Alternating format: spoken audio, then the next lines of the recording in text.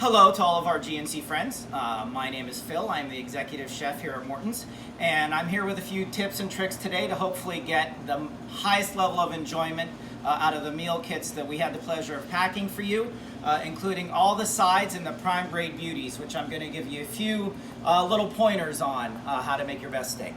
So to start with, every kit includes cooking instructions and a temperature guide for how you'll like to have your steak done.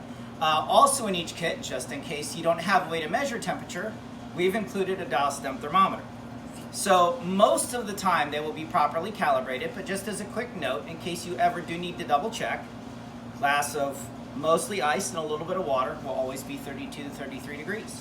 If you notice, at the bottom of the cover for your stem thermometer are a couple little plastic fins. They fit perfectly around the little hex nut on the bottom of the thermometer. So you can put your thermometer through the stem, turn so the hex nut is fitting nicely, and when you put it into the water, simply let the dial go down to where it should read 32 to 33 degrees. And if it's ever off, you can hold the outside of the thermometer, turn the stem, and it will adjust it so that it is calibrated. So, you know, over the years, they may, just from being banged around in drawers and handled and used, they may go slightly out of calibration, but an easy way to double check, and I hope it serves you well. But let's get to the real star of the show, which are the beautiful steaks we've put together for you. Each steak includes 8-ounce filet mignon, the center cut of beef tenderloin, and 16-ounce boneless ribeye. Ribeye happens to be my favorite cut of beef because I like to marinate my steaks at home, and the fat in the ribeye helps it absorb that flavor. But speaking of fat, fat is the defining factor in what makes a steak great. Now, we're not talking about fat on a cap. Beef is graded by the amount of fat that's inside the meat, also known as the marbling. So all of our steaks at Morton's are prime grade. And for those of you who don't know what the meat scale is, I'm just going to do a quick minute on what prime grade beef means. All beef is graded into 4 basic categories.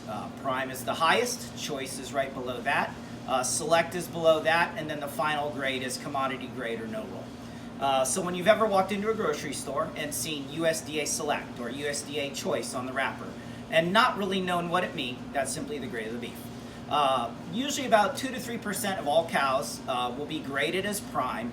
It's very rare, often hard to get your hands on. A lot of your high-end restaurants usually take up most of it. In these days, where many restaurants are shut down, a lot of the Sam's Club and Costco's have picked up the slack. So although you can't normally find it readily available, very often you'll be able to go into one of those high-end purchasing warehouses and find prime grade beef at a pretty reasonable price.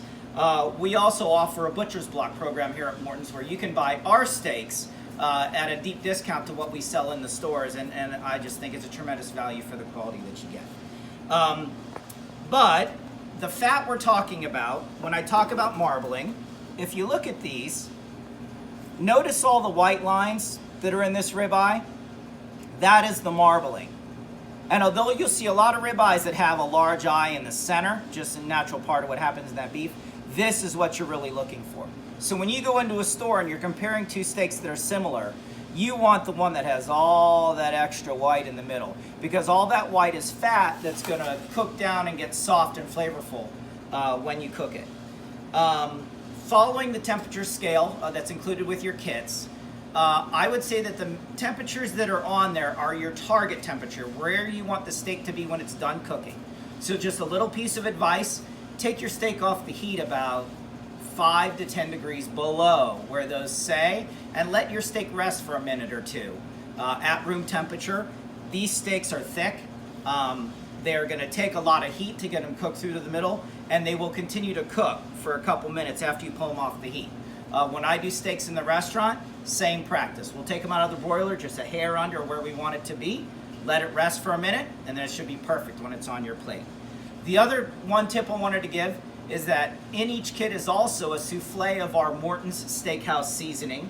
And I do want to say that also when you have a particularly thick steak, don't be afraid to be, don't be shy with the seasoning. Season these steaks heavily.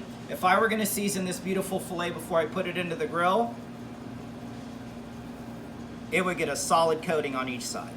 And if you like a little more pepper or a little more garlic, feel free to put some granulated garlic or a little more pepper on there. This is just a mixture of several flavored salts.